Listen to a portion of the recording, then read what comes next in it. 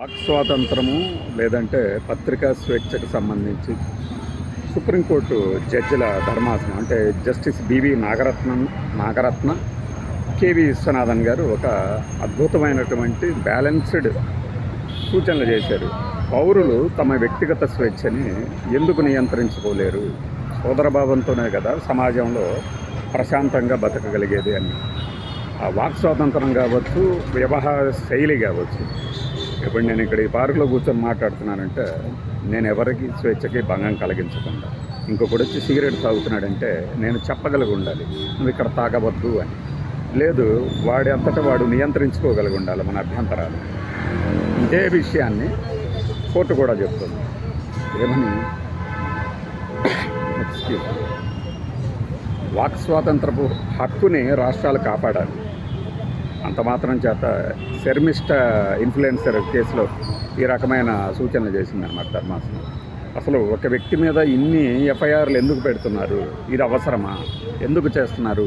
Walk స్వాతంత్రాన్ని అణచివేస్తున్నారా అని చెప్తూ ఈ మాటలు చెప్పింది. ఇదే సందర్భంలో నాకు ఈ న్యూస్ ఐటెం పెట్టిన పేపర్లో పైన ఇంకొక ఐటెం ఉంది. జమ్మూ కాశ్మీర్ సీఎం ఒమర్ అబ్దుల్లాని లాగి పడేశారు. ఎక్కడయ్యా అంటే జమ్మూ కాశ్మీర్లో జూలై 13న 1931లో జరిగిన ఒక సంఘటన. 22 మంది స్వాతంత్ర దేశ సమరయోధులని కొంతమంది అంటారు, అల్లరిమోకని బీజేపీ అంటారు. వాళ్ళందరినీ ఆ డోగ్రా పాలకుడు ఊచకోత డోగ్రా సైన్యం కోసినందుకు వీరు ప్రతి ఏటా ఏంటంటే అమరవీరులుగా భావిస్తూ వీళ్ళు నివాళులు అర్పిస్తారు. 2019లో ఆర్టికల్ 370 రద్దు చేసిన తర్వాత దానిని రద్దు చేసి ఆ అమరవీరుల దినం అనే దాన్ని బీజేపీ ప్రభుత్వం రద్దు చేసి లెఫ్టినెంట్ గవర్నర్ ద్వారా ఆ పాలకుడు ఎవరైతే ఉన్నాడో ఆయన జయంతిని అధికారికంగా ప్రకటించింది. ఇది ప్రభుత్వపరమైన పాలసీ కావచ్చు, కానీ ఒక సీఎంగా లేదంటే ఒక మామూలు పౌరుడిగా ఎవరికైనా నివాళులు తెలిపే హక్కు ఆయనకు ఉంది కదా. అదేమి దేశద్రోహమా? అంటే దేశద్రోహంలోని కొన్ని యాక్ట్లు సవరణలు ఉంటాయి కదా, అమెండ్మెంట్లు పొందుపరిచినవి. ఆ ప్రకారము ఏదైనా అలా అమరవీరులు అని వాళ్ళు చెప్తున్న వాటికి నివాళులు అర్పించడం దేశద్రోహం కింద ఏమన్నా వస్తుందా? అది వారి వ్యక్తిగత స్వేచ్ఛకి భంగమే కదా. సరే, రాష్ట్ర ప్రభుత్వం లేదంటే లెఫ్టినెంట్ గవర్నర్ పాలన కాబట్టి మనోజ్ సిన్హా ఏమంటారంటే ఇది మేము నిషేధించాం కదా అంటారు. పైగా ఆయన 2 రోజుల క్రితం ఒక ప్రకటన చేశారు.